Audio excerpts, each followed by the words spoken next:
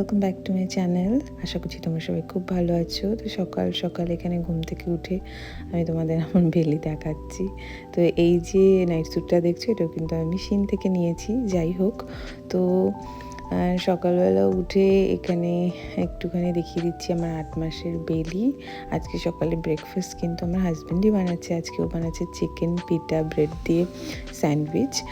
কারণ আমরা খাওয়া দাওয়া করে ফ্রেশ ট্রেশ হয়ে বেরোবো, তো সেই জন্য ও ফটাফট করে এটা বানিয়ে নিচ্ছে। আমি ওকে হেল্প করছিলাম, কিন্তু হেল্প করতে গিয়ে আমার হাতের মধ্যে পুরো তাহিনিটা পড়ে গেছিলো, অয়েলটা তাহিনি। তো ওটাও এসে আমাকে হেল্প করে দিল, আর আমি মোছামুছি করছিলাম। যাই হোক, তো ও কিন্তু এই টাইপের খাবারগুলো খুবই ভালো বানায়। তোমরা আগেও দেখেছো আমার শর্টস দেখে থাকলে, ও এই টাইপের খাবারগুলো খুবই ভালো বানায়। তো বেসিক্যালি চাইনিজ বা অন্য কোনো কুজিন হলে ওই বানাতে চায়। আমি ওকে জাস্ট একটু হেল্প করে দিই, কাটাকাটি করে বা একটু সস বানিয়ে, সেটাই করছিলাম। বাট এখানে তো ছড়িয়েই দিয়েছি। যাই হোক, তো খাবারটা খেয়ে আমরা বেরিয়ে যাব।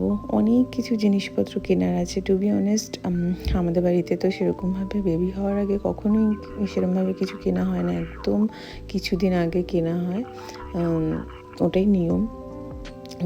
মিষ্টি যখন হয়েছিল, মিষ্টি মানে আমার দিদির মেয়ে, তখনও ও হওয়ারই কিছুদিন আগে জিনিসপত্রগুলো কেনা হয়েছিল, জাস্ট বিকজ ওগুলো ধুয়ে পরিষ্কার করে রাখতে হয়, তাই জন্য।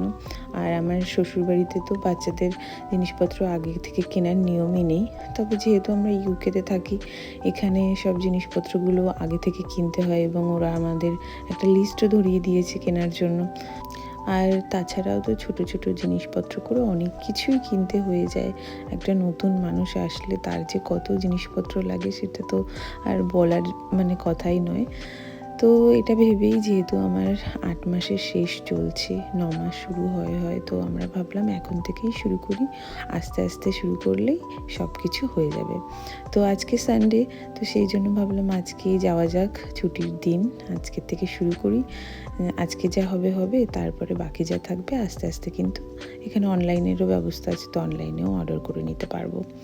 তো এখানে আমি প্রায় সসটা বানিয়েই ফেলেছি। দেখতেই পাচ্ছ কী কী এর মধ্যে দিয়েছি। একটু জিরে গুঁড়ো, দই, তাহিনি, এখানে একটু গার্লিক পাউডারও দিয়ে দিচ্ছি, আর একটু পার্সলে দেবো। সব কিছু মিলিয়ে মিশিয়ে একটু নুন, কিন্তু সসটা রেডি হয়ে যাবে।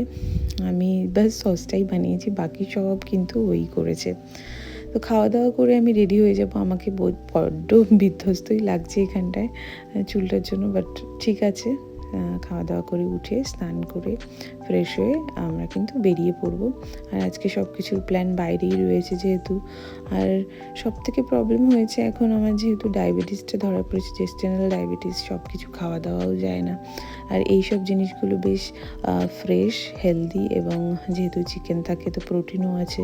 তো এইসব ভেবেই কিন্তু ও আমার জন্য বিভিন্ন ধরন এক এক দিন এক এক রকমের রান্নাবান্না করে, যেটা আমি সত্যি ভাবতে পারি না, বাট বেশ ভালোই লাগে। যেহেতু এখানে একা রয়েছি, ওই আমার খেয়াল রাখে, সব কিছু করে।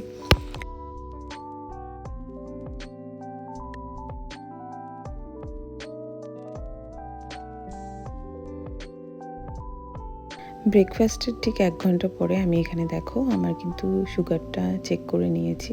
এটা আছে 5.2, তার মানে বেশ রেঞ্জের মধ্যেই আছে। 7.7 থেকে ওপরে হলে কিন্তু বেশি হয়ে যেত। তো এইসব খাবারগুলো কিন্তু আমাকে গ্লুকোজটা কন্ট্রোল করতে খুবই হেল্প করে। তো এইসব করে আমি এবার রেডি হব। রেডি হয়ে আমরা কিন্তু সোজাসুজি বেরিয়ে পড়বো। এখানে আমি রেডি হচ্ছি, দেখতেই পাচ্ছ। আর এরকমভাবে আমি সবসময় সচরাচর রেডি হই না, কোথাও যাওয়ার হলেই রেডি হই, টু বি অনেস্ট।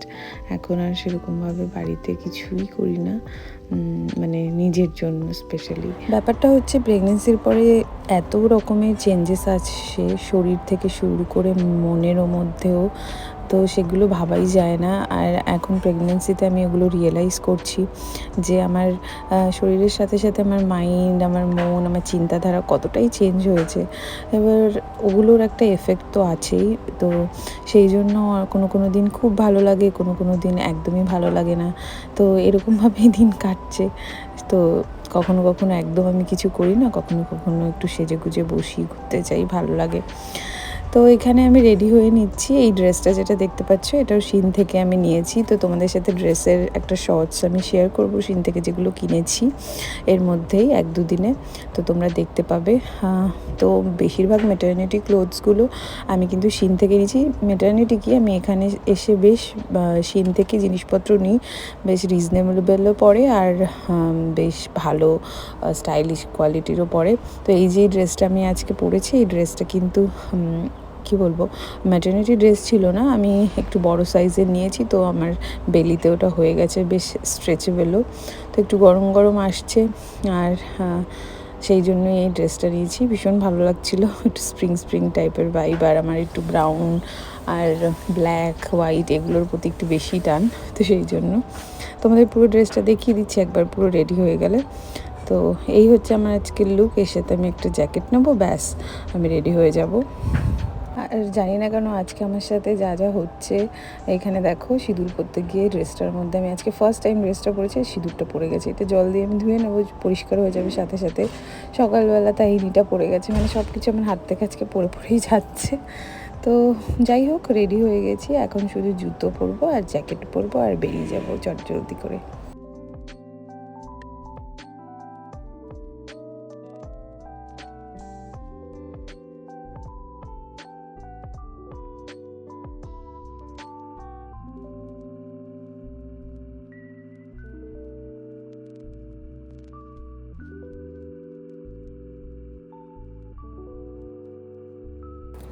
তো আমরা রেডি হয়ে এবার বেরিয়ে পড়েছি আর চলে এসেছি এখানে ওয়েস্ট হ্যাম স্টেশন।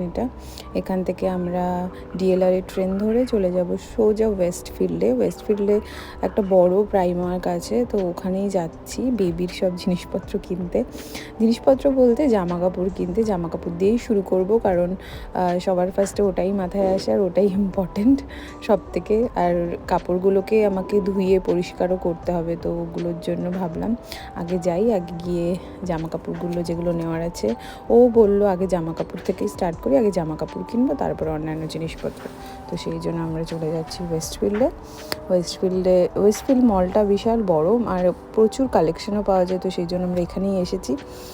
আর প্রাইমার্কের কালেকশনও এখানে খুব ভালো, তো আমরা ওখান থেকে বেবির জন্য শপিংটা শুরু করছি আজকে ফার্স্ট টাইম। আর এতদিন ধরে এত কিছু দেখে এসেছি, আমি তো প্রেগনেন্ট হওয়ার পর থেকেই জামা কাপড় দেখছি, বাচ্চাদের জামা কাপড়গুলো এতটাই কিউট হয়।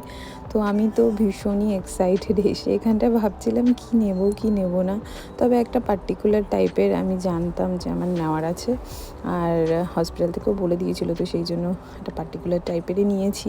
বাট দেখো জামা কাপড়গুলো এতটাই কিউট, এই টুপি মিটেন আর তার সাথে হচ্ছে ওয়ানজি বিপস সব কিছু আমরা যা যা প্রয়োজন নিয়েছি। এই টুপিটাও আমি নিয়েছি, আমার এত ভালো লেগেছিলো। এই যে দেখো কত কিছু, আমার থেকে বেশি তো আমার মনে হয় রাহুলই নিচ্ছিল। ও প্রচুর জামা কাপড় দেখে নিচ্ছিল, আমি ওকে অনেক বারণ করাতে তারপরে বন্ধ করেছে।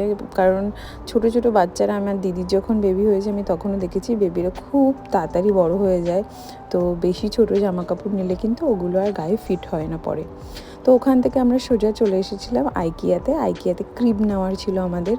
তো এখানে ক্রিব নেওয়াটা ম্যান্ডেটরি, তো সেই জন্য আমরা ক্রিব দেখতে চলে এসেছিলাম। এই ক্রিবটাই আমরা নিয়েছি, ভীষণ সুন্দর লাগছিল। আমরা সব ঘুরে দেখেছি যে কটা, তার মধ্যে এগুলোই পছন্দ হয়েছিল। তাছাড়াও অনেক জিনিসপত্র ছিল যেগুলোর মধ্যে আমাদের কিছুই জানা ছিল না, তো কিছু দেখে গেস করছিলাম, নামগুলো দেখে বুঝতে পারছিলাম যে কিসের জন্য ইউজ হবে, আবার কিছু দেখে বুঝতেই পারছিলাম না যে কিসের জন্য ইউজ হবে। দুজনে বড্ড কনফিউজ ছিলাম। তবে এখন অনেকটাই সর্টেড হয়ে গেছে যদিও। তো আমাদের যা প্রয়োজনীয় জিনিসপত্র এখান থেকে কিন্তু আমরা অর্ডার করে দিয়েছি, যেগুলো আমাদের বাড়িতে পৌঁছে যাবে। দেখো এই প্রচুর জিনিসপত্র আমি দেখছিলাম যেগুলো আমি বুঝতেই পারছিলাম না কিসের জন্য ইউজ হয়। হয়তো এগুলো পরে আস্তে যত দিন যাবে অভ্যেস হবে, বুঝতে পারবো।